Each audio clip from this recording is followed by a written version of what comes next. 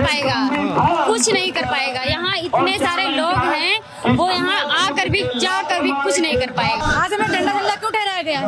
हम महिलाओं के लिए, अधिकार के लिए, सम्मान के लिए हमारे जो चंद्रशेखर भाई लड़ रहे हैं, तो उनके हाथ पैर हम लोग तोड़ेंगे। आज ये है तो लड़के जाएंगे। धमकी देकर किसी को मार नहीं सकते हैं, हम भी दलित हैं। अन्नी बन्नी सेना का जो है, इनको तो कोई जानता तो है नहीं। एक चंद्रशेखर भाई के नाम पर ये खुद को फेमस करना चाहते हैं। क्या दलित बहन बेटियों के साथ उनकी कहीं कोई गिरफ्तारी नहीं हुई है, तो ये खुली छूट हमारी योगी सरकार ने दे रखी। आज बाराबंकी में नगीना के सांसद चंद्रशेखर आजाद आ रहे हैं और यहाँ पर महिलाएं, देखिए भारी तादाद में महिलाएं हैं तो चंद्रशेखर आजाद को सुनने के लिए आई हुई हैं। और सबसे इंटरेस्टिंग ये है कि चंद्रशेखर आजाद को करड़ी सेना के अभिनव सिंह ने धमकी दिया है।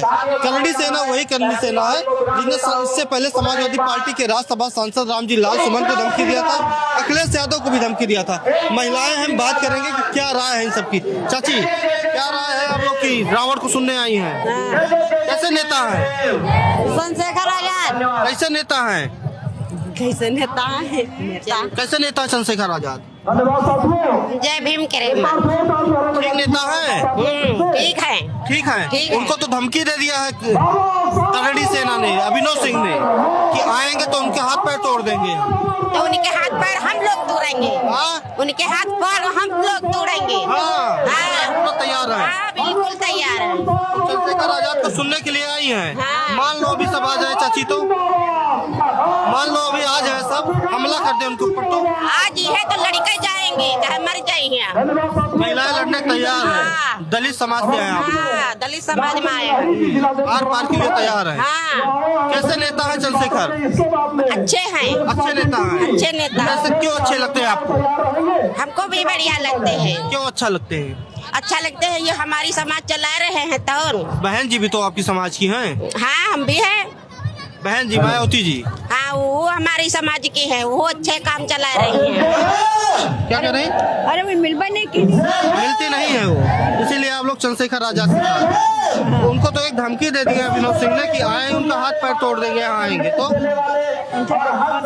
धमकी दिया है कि चंद्रशेखर आएंगे तो उनका हाथ पैर तोड़ देंगे। ये राजकाज है नेतागिरी की। कोई धमकी देकर किसी को मार नहीं सकता है। ये धमकी देकर किसी को मार नहीं सकते हैं। हम भी दलित हैं, दलित हमारा 80% है। अगर कुछ हमारे नेताजी के ऊपर हो गया तो मैं महिला हूँ, मगर कुछ भी मेरे नेताजी के ऊपर हुआ तो हम भी सीना ताने खड़ी हूँ। खड़ी रहेंगी आप? हाँ, खड़ी रहूंगी मैं, इसलिए कि मेरे दलितों पर इतने अत्याचार हुए हैं, इतना व्यभिचार हुआ है, मेरी महिलाओं की इज्जत गई है, इसलिए मैं मरने से नहीं डरती। दलितों पर अत्याचार हो रहा है? अभी हुआ, कल हुआ, अभी हो रहा है। मेरे दलित समाज नीचे सड़े कुचले हुए बुरी नजरों से देखे गए हैं। कभी हम उनकी कथा नहीं सुनना चाहते हैं और न उनकी दबे में आना चाहते हैं। हम अपना, मेरे बाबा साहेब ने कहा था कि अगर मेरा भारत अछूतिस्तान अगर नहीं मानते हैं तो अछूतिस्तान अलग कर दिया जाए। अगर अब जो हमारा संविधान से कोई टच करेगा तो मैं अपना अछूतिस्तान मांग कर लूंगी, घृणा गिरूंगी, धरना करूंगी। ऐसा नहीं है। अब महिला जागरूकता। बहन जी के साथ क्यों नहीं जाती हैं आप लोग, हाथी छाप के साथ? मेरी बहन भी है, मेरी है, वो भी शासन अच्छा चलाई है। ये मुलायम सिंह भी, वो भी अच्छे थे। मुलायम सिंह भी आपको अच्छे लगते हैं? वो भी अच्छे हैं, हमारी ही कास्ट के हैं।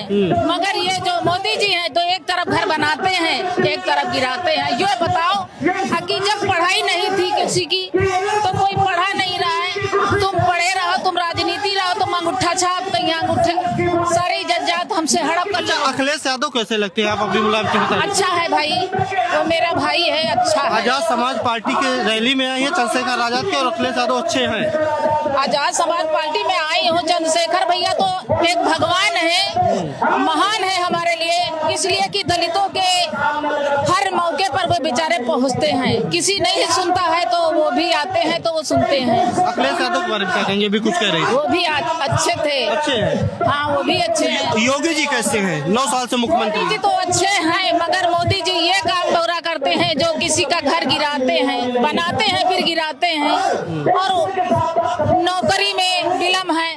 हमारे घर में बच्चे 18-20 हैं, तो IAS PCS की तैयारी कर चुके हैं, नौकरी नहीं मिली। नौकरी नहीं है, ठीक है। चाची किसको सुनने आई हैं? किसको सुनने आई हैं? किसको सुनने आई हैं? चंद्रशेखर के वचन सुनने आए तो हैं। बहन जी को क्यों नहीं जाती सुनने? बहन जी के जो वहाँ बहन जी के सुनेंगे सब, बहन जी जहाँ आएगी तो वहाँ अगर सुनेंगे। वोट देना हुआ, 1 साल बाद अगर चुनाव होगा, हाथी छाप रहेगी, केतली रहेगी, साइकिल रहेगा, कमल रहेगा, किसको वोट देंगी?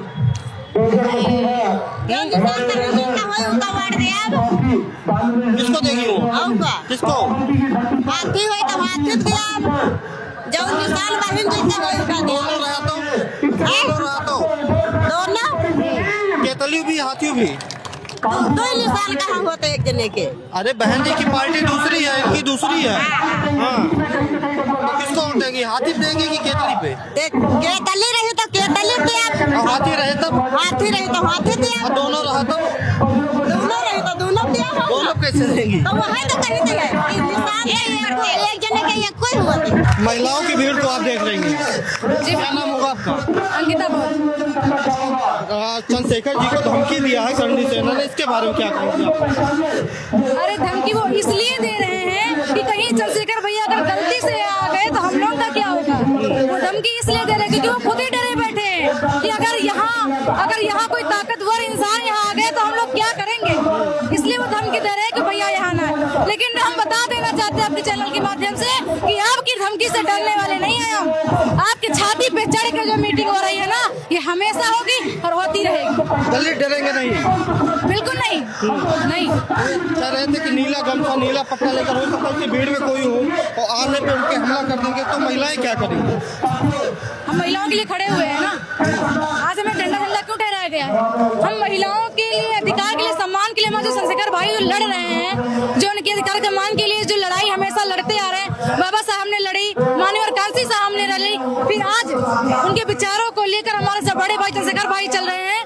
महिलाओं के अधिकारों को उनको बताने का काम कर रहे हैं और वो हमेशा करते रहेंगे। और आज उनकी बहन बाराबंकी में आज उनकी बहन उनकी सुरक्षा के लिए खड़ी हुई है। महिलाओं की सुरक्षा के लिए झंडा और डंडा साथ में। चंद्रशेखर आजाद क्यों पसंद है? मायावती जी को नहीं पसंद है? बहन जी को नहीं पसंद आप लोग को?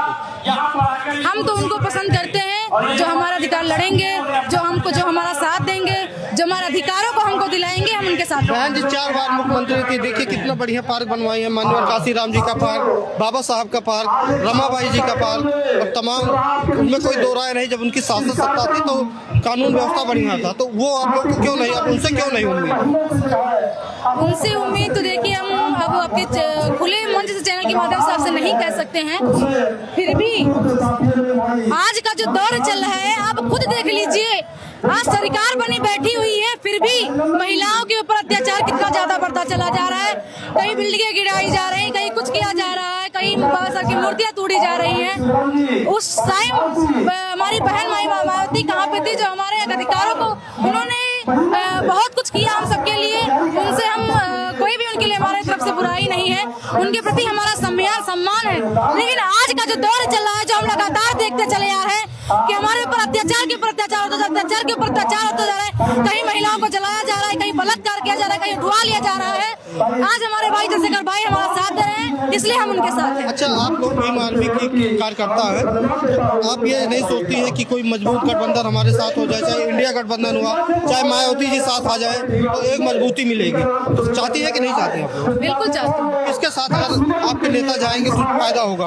अखिलेश यादव के साथ, इंडिया गठबंधन के साथ, या बहन जी के साथ, या फिर भाजपा के साथ? तो उससे भी विचारधारा नहीं, सवाल ही जायज नहीं है। मेरा तो यही कहना है कि अगर हम चंद्रशेखर भाई का, अगर हम सब मिलकर अगर चंद्रशेखर भाई का अगर हाथ मजबूत करें, तो हम सबको यही विश्वास है कि हम सबको आने वाली हमारी पीढ़ी, आने वाले हमारी सरकार, वो बहुत ही बेहतर हम सबके लिए होगी। चंद्रशेखर जी किसके साथ जाएंगे तो ठीक रहेगा आपकी नजरिए? और चंद्रशेखर जो काम कर रहे हैं, चंद्रशेखर भाई जो हमारे काम कर रहे हैं, हम सबके लिए काम कर रहे हैं, तो हम तो यही चाहेंगे कि वो हम सबके लिए ऐसे ही काम करते रहें। मान लीजिए अखिलेश यादव के साथ गठबंधन हो जाता है, तो आप लोग उनका स्वागत करेंगे? अखिलेश यादव का भी मान लीजिएगा अगर उनकी विचारधाराएं जो बड़े भाई से मिलेंगी तो उनका जरूर स्वागत है।